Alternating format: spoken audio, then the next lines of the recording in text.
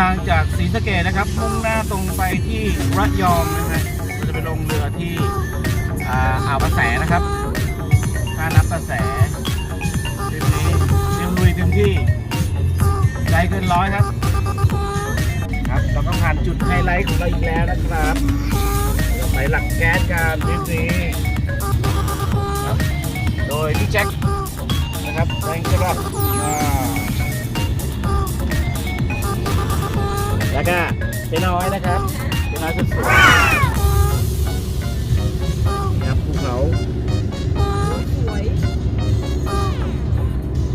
ต้องไปตรงเขาสีวลึงจะสวย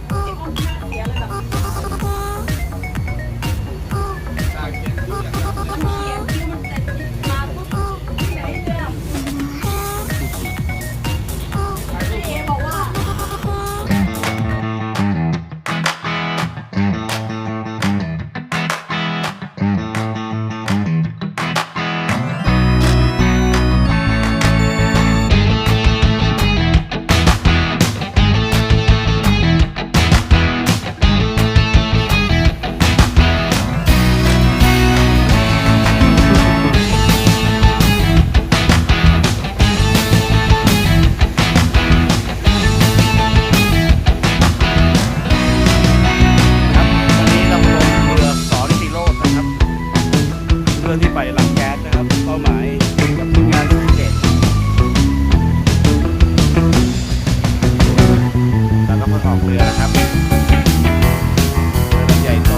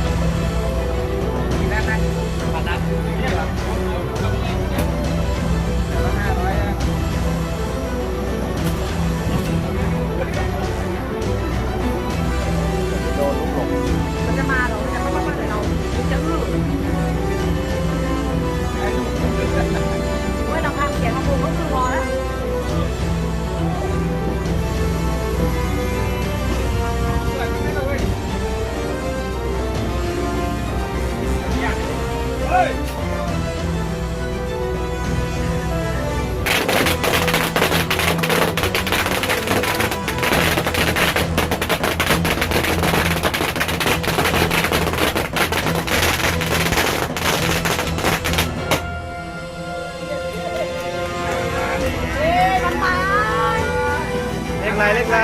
ครับโน่นถ่ายเลขอะไรไหนหมายเลขหันมาดูหน่อยครับหันมาดูหน่อยไม่ได้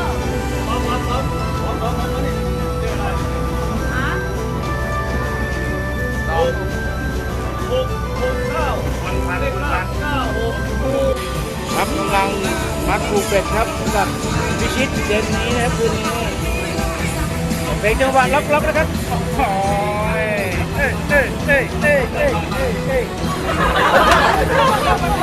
กับเรือที่กิโลนะครับสายกบนะครับผมลุกขึ้นหลังเข้าไปกำลังเข้าสู่หมายนะครับ